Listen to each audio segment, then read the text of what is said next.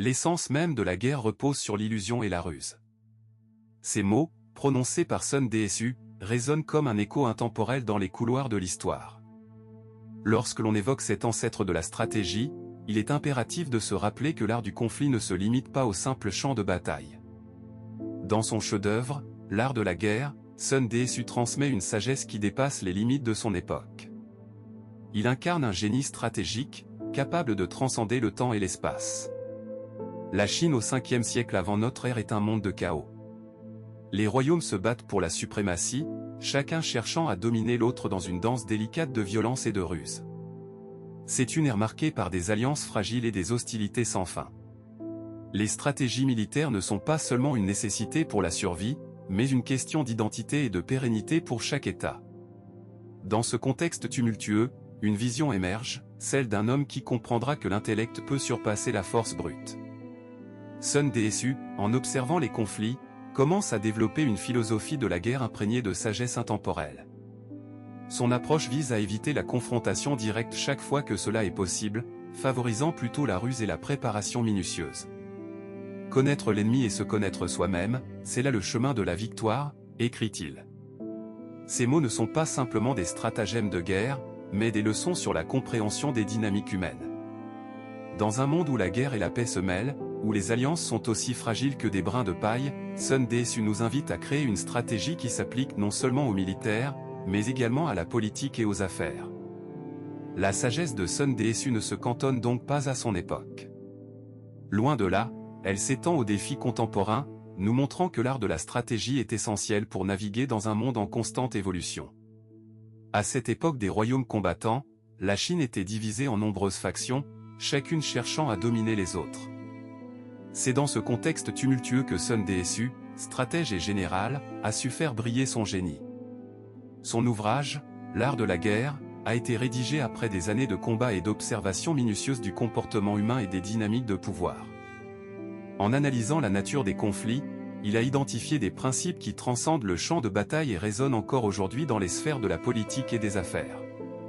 Parmi les passages les plus célèbres de son traité, Sun Tzu affirme que la suprême excellence consiste à briser la résistance de l'ennemi sans livrer bataille. Cette approche novatrice a remis en question les méthodes traditionnelles de la guerre.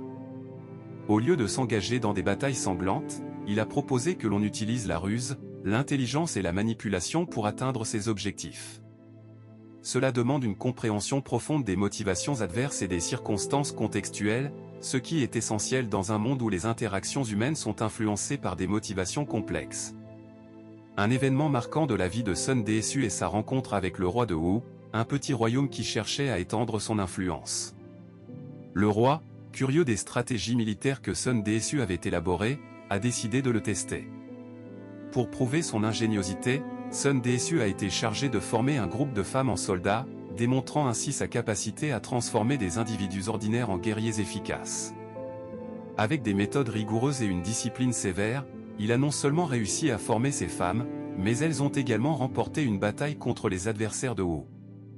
Ce succès a non seulement ancré la réputation de Sun Tzu comme stratège, mais a également permis au roi de Wu de croire en sa vision stratégique. Cependant, le parcours de Sun Tzu n'a pas été exempt de luttes. Les rivalités entre les États étaient brutales, et le monde était rempli de trahisons.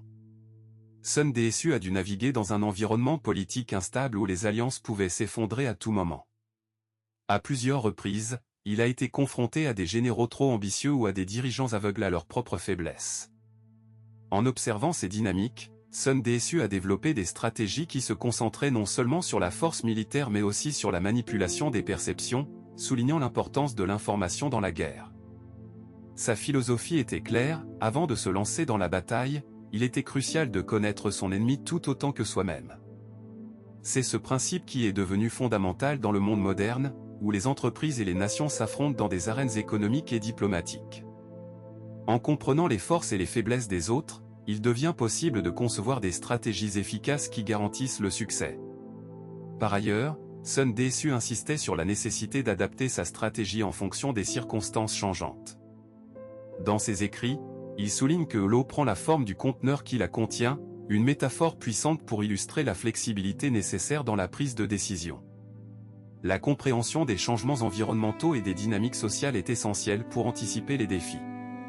Lorsque Sun DSU a mené des campagnes, il a toujours gardé un œil sur le terrain, les conditions météorologiques et le moral de ses troupes, démontrant la nécessité d'une évaluation continue des conditions. Cette approche proactive est un aspect clé de la stratégie moderne, où les entreprises doivent constamment évaluer le marché, les préférences des consommateurs et les mouvements de la concurrence. En s'appuyant sur des exemples tirés de la nature, Sun DSU a également souligné l'importance d'éviter le combat frontal, préférant les manœuvres indirectes qui exploitent les faiblesses adverses. Cela s'applique non seulement aux conflits militaires, mais aussi aux défis rencontrés dans le monde des affaires, où la concurrence peut souvent sembler écrasante. Par l'adoption d'une stratégie astucieuse visant à détourner l'attention ou à prendre l'adversaire au dépourvu, il est possible de transformer des situations apparemment défavorables en opportunités. Ainsi, non seulement Sun DSU a laissé un héritage militaire, mais il est également devenu une figure emblématique dont les enseignements continuent d'inspirer les dirigeants et les entrepreneurs modernes.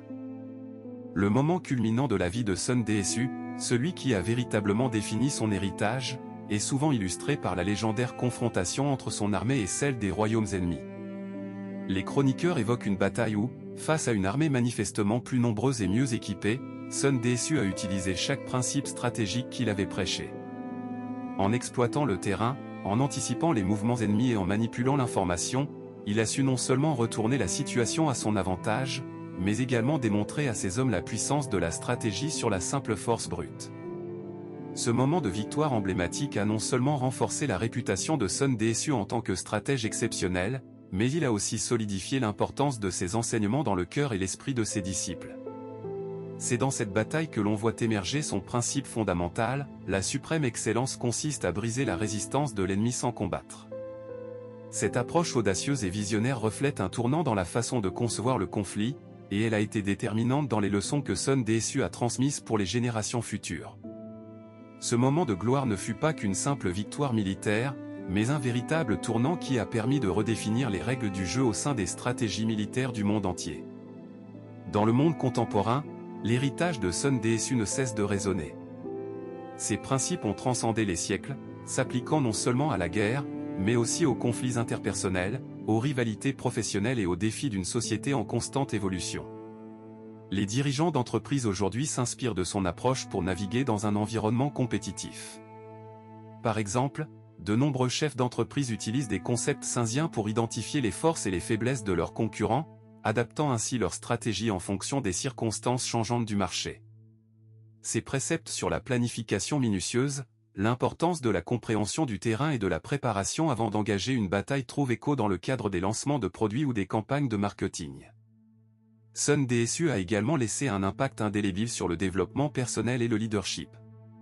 Ses réflexions sur la patience, la sagesse dans la décision et la capacité à rester calme sous pression sont des qualités que les leaders modernes aspirent à posséder. À une époque où les changements rapides, les désastres inattendus et les échecs sont monnaie courante, ces enseignements encouragent à envisager chaque défi comme une opportunité d'apprendre et de s'adapter. Son célèbre dicton, « Connaître l'ennemi et se connaître soi-même, c'est gagner 100 batailles sans jamais risquer une seule », incarne l'idée que la connaissance et la compréhension sont des atouts précieux dans toutes les sphères de la vie. Nous avons également vu comment ces idées se sont infiltrées dans des domaines tels que la psychologie, la gestion des ressources humaines et même le développement de la créativité. Aujourd'hui, des formations en leadership et des séminaires de développement professionnel incorporent les principes de Sun DSU, afin d'aider les individus à évoluer dans des environnements complexes et interconnectés. En intégrant ces enseignements dans nos vies, nous pouvons mieux nous préparer à affronter les défis quotidiens, que ce soit dans nos carrières, nos relations ou notre quête personnelle de succès. La réflexion sur l'héritage de Sun DSU nous invite à nous interroger sur notre propre rapport aux défis que nous rencontrons. Que nous soyons confrontés à des adversaires sur le terrain professionnel ou à des obstacles personnels, l'approche stratégique de Sun DSU nous pousse à réfléchir avant d'agir. Il est essentiel de prendre le temps d'évaluer nos propres forces, mais aussi celles de nos adversaires. Comment pouvons-nous nous adapter à nos circonstances ? Quelles stratégies pouvons-nous mettre en place pour transformer des conflits potentiels en une chance de progression ? En intégrant ces questions dans notre réflexion quotidienne, nous pouvons non seulement honorer son héritage, mais aussi l'intégrer dans notre vie moderne. Alors, la prochaine fois que vous serez confronté à un défi, qu'il soit personnel ou professionnel, rappelez-vous de la sagesse de Sun DSU. Évaluez la situation, planifiez soigneusement, et n'hésitez pas à faire preuve de créativité pour surmonter les complications. En appliquant ces principes, vous pourrez vous diriger vers un avenir prometteur, armé de la connaissance et de la stratégie nécessaires pour faire face aux incertitudes de notre temps. Pour conclure, réfléchissons à l'influence profonde de Sun DSU dans nos vies. Engageons-nous à intégrer ces enseignements dans notre quotidien. Avec prudence et stratégie, nous pouvons nous aussi naviguer à travers les complexités de notre monde moderne et transformer chaque défi en une opportunité d'apprentissage et de succès.